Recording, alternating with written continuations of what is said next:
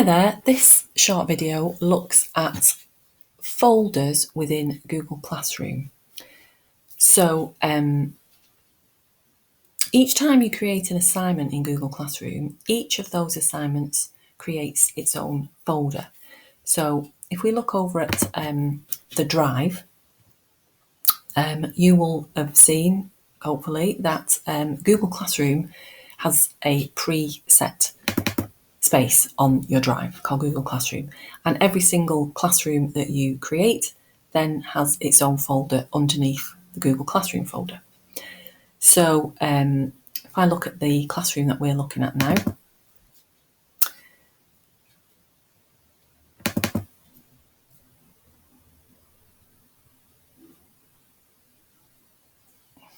we will see fairly difficult to follow the organisation of the folders there, because what Google Classroom doesn't do is duplicate the topic headings and then put your assignments in folders underneath that.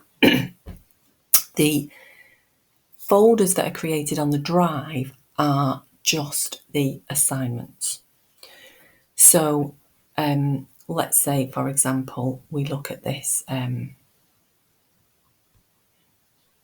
We've got this whole range of assignments here under punctuation. So it would have been quite nice if they were all together under punctuation in the Drive, but they're not. They're just listed by folders. So I will find that comma practice, for example, it's just alphabetical. It's up here at the top under the C's, whereas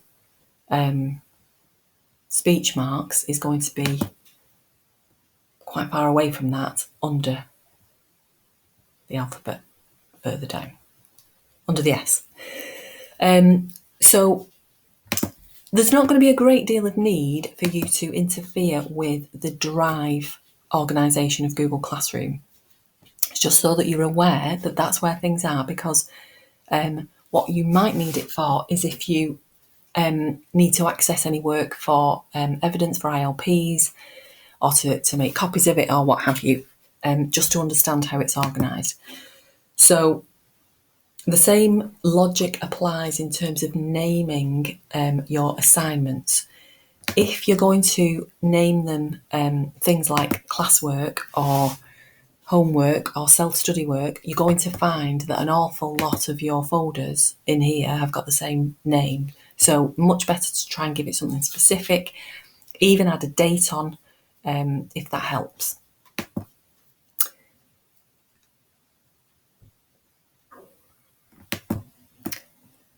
So just so you're aware then, you would see, for example, if when you do the create a copy for each learner, you'll see within the Google Drive folder for that assignment that each learner has got a named document.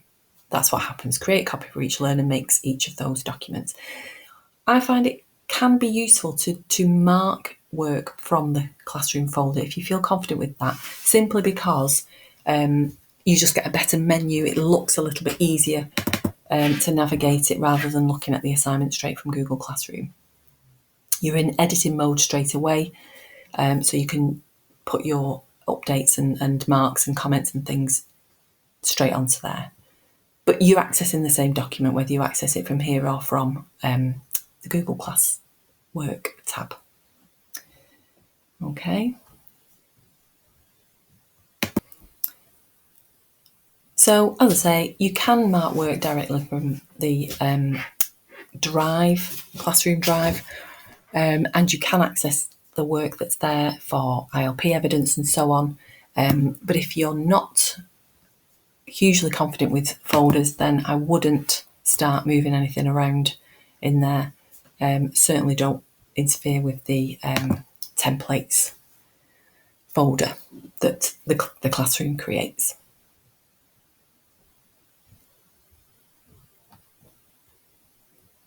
There's usually one somewhere that says templates do not touch. Yes, templates do not edit. Just leave that one alone. Okay, that's all for now.